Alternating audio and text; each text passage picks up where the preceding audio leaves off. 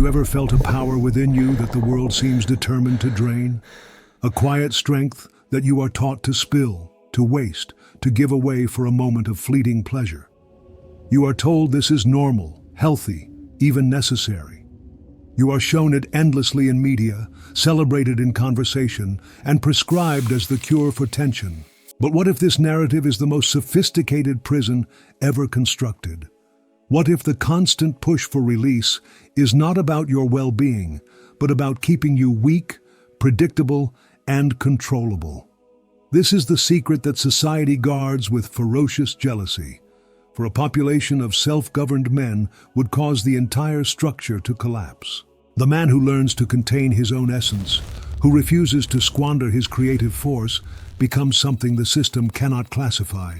He is an anomaly, a variable in an equation that requires constants. He is not a monk, nor is he a hedonist. He is a master of his own internal fire, and that makes him absolutely dangerous to the status quo. This is not about celibacy in the way religion sells it, as a form of sterile denial born from shame. This is about a redirection of a primal power, a conscious choice born from self-respect. It is an act of supreme self-possession in a world that demands you constantly give yourself away, piece by piece, until nothing remains. When you retain this vital energy, you are not simply holding back a fluid. You are accumulating a charge, a kind of psychic voltage. Carl Jung spoke of psychic energy, the very fuel of the psyche, the engine of all human accomplishment. Every act, thought, and emotion consumes it. Society has built a machine that runs on the squandered psychic energy of men. It is a vast, vampiric system. It feeds on your impulses, your lack of control, your desperate need for validation through conquest and release. It keeps you on a leash made of your own desires, a leash you willingly place around your own neck. This draining is not just physical. It occurs when you argue pointlessly online, when you scroll for hours seeking a dopamine hit, when you gossip, when you complain. But the sexual release is the primary valve, the main tap through which your core power is siphoned away. Look at the results of this mass draining. Look at the statistics they publish, but hope you never connect. They will tell you that nearly 1 in every 10 men reports experiencing daily feelings of depression or anxiety. They label it a chemical imbalance, a mental health crisis. They offer pills and therapy to manage the symptoms, but they will never, ever point to the cause. A life of constant energetic expenditure without replenishment. They medicate the wound, but will never admit that the knife is the culture itself, a culture that demands you remain empty. The man who cuts this leash, who turns off this tap and allows this internal energy to build, starts to notice changes. His eyes carry a different weight. His voice has a new resonance. His presence in a room becomes palpable, even without a single word being spoken. He radiates a stillness that others find deeply unsettling. This stillness is not emptiness. It is a contained force, like the quiet of a pressurized vessel. While others are loud, reactive, and desperate for attention, he is composed. His silence speaks with more authority than their shouts. This is the first reason they fear him. He cannot be easily provoked. He has exited the emotional theater where most people live their lives. He sees it for the stage play it is. The small insults, the provocations, the games of ego, they no longer find purchase on him. They are like arrows shot at a wall of solid granite. He observes the chaos from a point of inner stability. This makes him unpredictable. The system of control depends on predictable reactions. It is a simple machine of stimulus and response. It knows how to handle the angry man, the lustful man, the insecure man. It has scripts for all of them, buttons to push that guarantee a certain outcome. But it has no script for the man who does not react. It pushes the button for lust, and he remains still. It pushes the button for anger, and he observes. It pushes the button for insecurity, and he meets it with a calm gaze. The machine shorts out. The controllers are left holding wires that connect to nothing. He becomes a mirror. His self-control shows the utter lack of control in others. His presence forces them to confront their own inner noise, their own weaknesses, their own enslavement to impulse. And people hate seeing their own cages reflected back at them with such clarity. It feels like an accusation. Think of the modern world as a marketplace of distraction. Its survival depends on your inner emptiness. It wants you consuming, chasing, desiring, in a state of perpetual hunger. It needs you to feel an emptiness inside that can only be filled by the next product, the next experience, the next temporary high. The act of release is the ultimate model for this consumerism.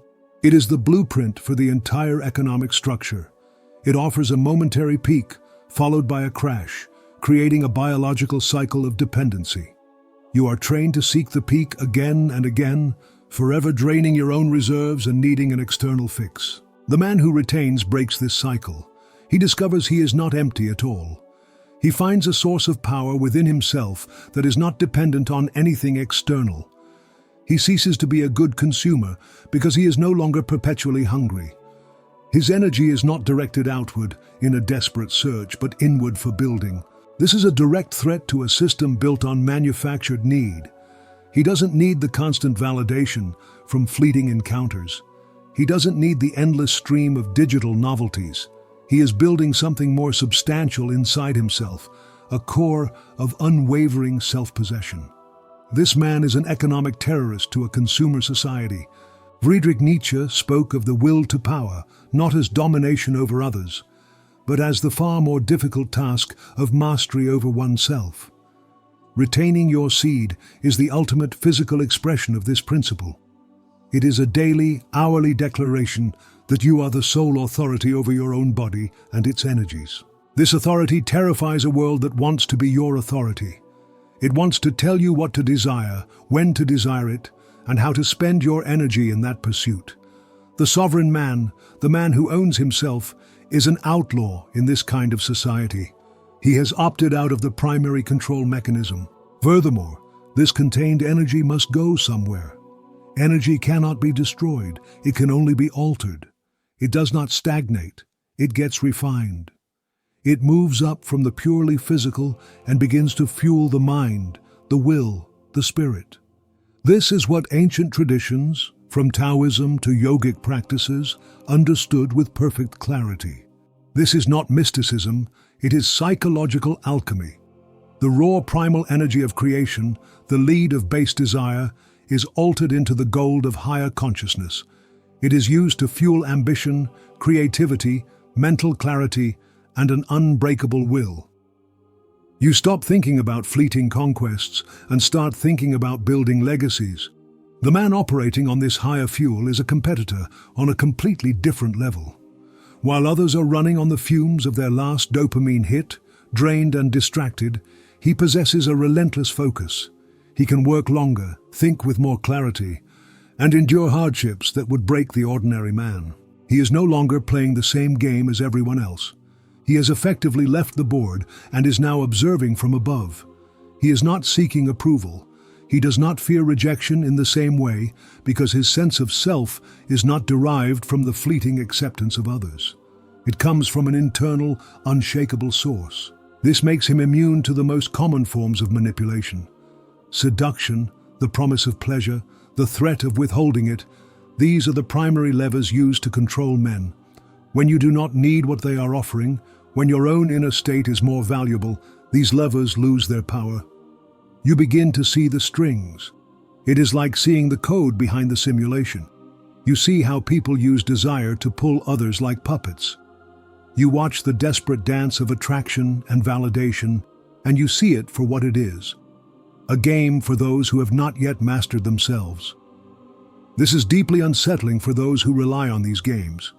A woman who has built her power on her ability to enchant and control men suddenly finds her power useless against him. A system that sells pleasure finds it has no product he wants to buy. A boss that uses intimidation finds his threats have no effect. He becomes a ghost in their machine. He lives and works among them, but he is not of them. His motivations are different. His power source is internal. They can sense his power, but they cannot understand its source, and this creates a primal fear. It is the fear of the unknown, of an opponent whose strategy you cannot comprehend. Let's be clear. This path is not easy. It is a war against your own programming, against millions of years of biological impulse. It is a battle against the herd morality, as Nietzsche would call it, that celebrates weakness and calls it being relaxed or human. The herd fears the one who walks his own path. Every aspect of culture is designed to make you spill your energy. The statistics are staggering, hidden in corporate reports. The largest pornography websites receive more traffic than most mainstream social media platforms, serving tens of billions of videos a year. It is the most efficient energy harvesting system ever designed. This is not an accident. It is a design. A constant, on-demand tap to drain any accumulated power to ensure no man ever reaches a state of inner charge. It is presented as freedom of choice, but it is the most effective form of mass conditioning imaginable, creating a population of docile, distracted, and perpetually wanting men. You will be called strange, repressed, rigid. People will try to tempt you, to provoke a reaction, just to prove to themselves that you are still one of them, still controllable. They will offer you poisoned pleasure to bring you back down to their level. Your discipline is a silent judgment on their lack of it. But here is what they fail to understand. The man who retains is not without passion. In fact, his passion becomes 1,000 times more potent because it is not diluted and wasted daily. It is a contained fire, not a scattered spark. It is a forge, not a bonfire. When he does choose to share that energy, it is a conscious act, not a compulsive reaction. It is a gift of power, not a spill of weakness. This level of intention in intimacy is something the world has almost completely forgotten, replacing it with a frantic, almost mechanical friction. This is also why he becomes a threat to mediocre relationships. He will not tolerate energetic vampirism. He cannot. His sensitivity to his own energy becomes so acute that he can feel when it is being drained. He will not stay with someone who drains him because he is acutely aware of the value of his own life force. He seeks a partner who can meet him at that level of consciousness, not someone who wants to use him as an emotional or physical release valve. This elevates his standards to a point that seems impossible to the herd. It makes him a danger to the superficiality of modern dating. The psychological impact is immense. As you accumulate this energy, you begin a process of inner purification. Your repressed issues, your shadows, have nowhere to hide. The increased energy acts like a bright light in a dark room, showing all the dust and debris. It brings them to the surface to be dealt with. This is the internal trial, the dark night of the soul that all who walk this path must face. You must face your own demons, your anxieties, your traumas, not with a drained and distracted mind, but with the full force of your contained power. It is a difficult and often painful process, but it is the only way to achieve true self-mastery. You stop being a slave to your unconscious complexes. Jung taught that what we do not make conscious directs our life, and we call it fate. The retention of this energy is a powerful means of making the unconscious conscious. It forces a confrontation with the hidden parts of yourself. Your dreams become more vivid and meaningful. Your intuition sharpens to a razor's edge. You develop a kind of X-ray vision for social dynamics. You see the hidden motivations, the insecurities disguised as arrogance, the desperation behind the smiles. You hear what is not being said. This clarity is another reason you are feared. People are comfortable in their masks, in their personas. The persona is the social face they present to the world, often hiding a chaotic inner reality. The man with this level of perception sees right through the performance. His gaze is uncomfortable because it is a gaze of truth. Society functions on a web of convenient lies and unspoken agreements. The man who is internally silent and powerful has no need for these lies. He becomes an agent of a reality that most people are desperately trying to avoid. He is a threat to the collective illusion, a walking, breathing dose of truth.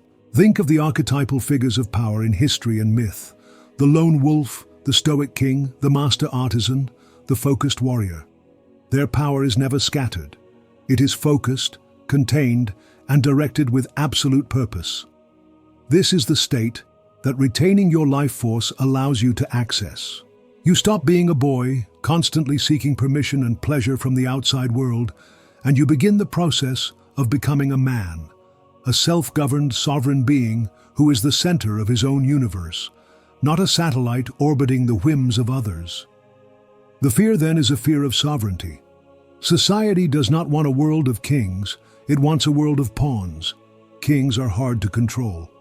Pawns, especially those distracted by their base urges and a constant need for external validation, are easily sacrificed. So when you choose this path, understand what you are choosing. You are not just choosing a lifestyle, you are choosing a side in a silent war. You are choosing to step outside the plantation of the mind. You are choosing to reclaim the most fundamental energy you possess.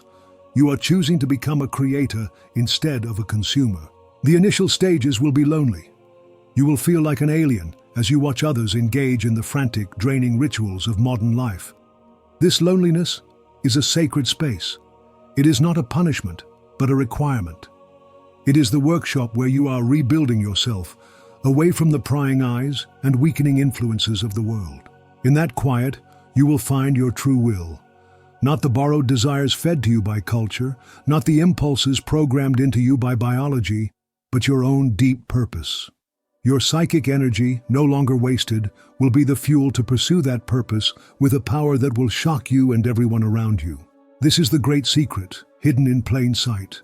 Your sexual energy is your creative energy. It is the power to generate life, not just physically in a child, but metaphysically in your own existence, in your work, in your art, in your legacy. To waste it is to remain a ghost of the man you could be.